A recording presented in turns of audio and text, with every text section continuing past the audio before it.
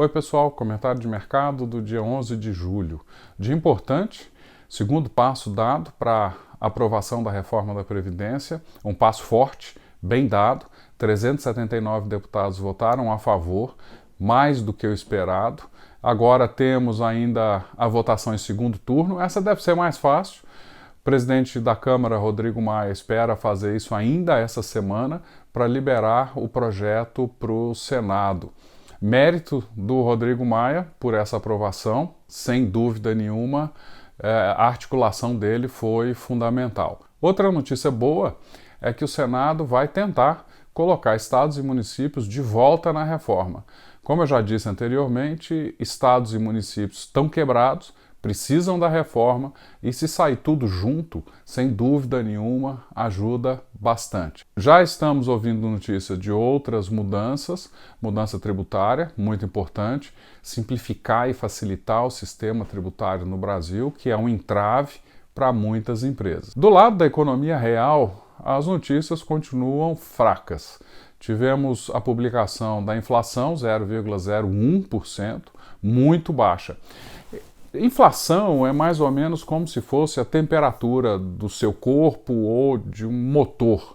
Quando a inflação está muito baixa, isso significa que a temperatura é muito baixa, ou seja, o motor está trabalhando devagarzinho, muito abaixo da sua capacidade. Se a temperatura está muito alta, isso quer dizer que o motor está trabalhando com muito esforço, demandando muito esforço. A mesma coisa quando você está fazendo, sei lá, uma ginástica aeróbica, a temperatura do seu corpo sobe e você transpira. A inflação alta é um sinal de excesso de atividade e a inflação baixa é um sinal de falta de atividade. Então, todas as informações que a gente recebe com relação à atividade econômica demonstram uma atividade muito fraca. Atividade fraca, gente, é menos emprego, menos dinheiro no bolso das pessoas para gastar, menos crescimento. Com as reformas, a gente espera que a indústria, o serviço, volte a investir e volte a crescer, porque tem mais confiança no país. E o governo passe a gastar melhor o dinheiro do seu imposto. Então essas reformas são importantes. Não é só a reforma da Previdência. Outras reformas têm que vir e o governo tem que cortar gastos desnecessários em outras áreas também. Por exemplo, o próprio Congresso. O Congresso brasileiro é um dos mais caros do mundo e é importante você ter um corte aí para sobrar dinheiro para saúde, educação, investimento, transporte. Então outras mudanças devem vir e que vão ajudar a destravar a economia. Isso não vai acontecer rápido. Esse ano eu acredito que é um ano praticamente perdido. Uma coisa que parece que veio para ficar foi a taxa de juros baixa. Com a economia tão lenta, tão devagar, não tem como o Banco Central não reduzir as taxas de juros. Para nós investidores, o que isso significa? Bom, gente, encaminhando essas mudanças, o Brasil pode entrar numa nova fase. Uma fase com taxas de juros mais em linha com o que a gente vê em outros países.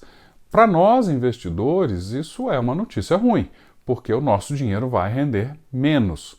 O que a gente faz? Eu tenho comentado aqui sobre as oportunidades de investimento nos meses passados, investimento em pré, investimento em inflação. Essas oportunidades desapareceram, porque as taxas já caíram, antecipando um movimento de queda de taxa de juros. E para melhorar a rentabilidade da sua carteira, você vai ter que buscar novos tipos de investimentos. Normalmente, investimentos com mais risco, investimentos mais longos. Por exemplo, um título nos Estados Unidos ou na Europa, para vencer daqui a 10 anos, que é corrigido pela inflação, ele paga menos de 1% de taxa de juros acima da inflação. Aqui no Brasil, a gente consegue comprar coisas próximos ou até acima de 3%. Então, para o padrão internacional, as taxas de juros brasileiras ainda são muito boas. Então, tem oportunidade, só que não no mesmo patamar. E as reformas caminhando, o país crescendo, esse novo nível de taxa de juros deve estabilizar. Os economistas falam muito em taxa de juros de equilíbrio. O que é isso? É uma taxa de juros que mantém a inflação naquele ponto ideal, ou seja, naquela temperatura ideal. E o pessoal fala numa taxa de juros real de longo prazo por volta de 3%. Como a economia está parada, essa taxa pode cair abaixo de 3%, mas com a economia aquecendo, ela deve ficar em torno de 3% mais a inflação, 3% real. Então, gente, a gente tem que se acostumar com taxas de juros mais baixas e buscar investimentos com melhores retornos, tá? Então é isso. Já sabe, né? Gostou? Compartilha, tem dúvida, pergunta, para a gente trazer conteúdo para você. Obrigado.